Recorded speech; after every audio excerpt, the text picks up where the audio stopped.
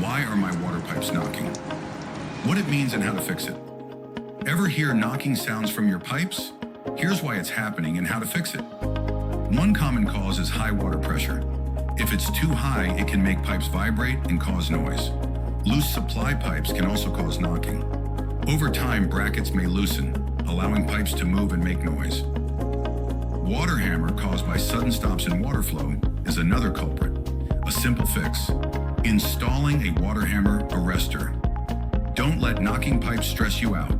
Call Custom Plumbing of Arizona today and we'll fix the issue fast. 602-866-2665.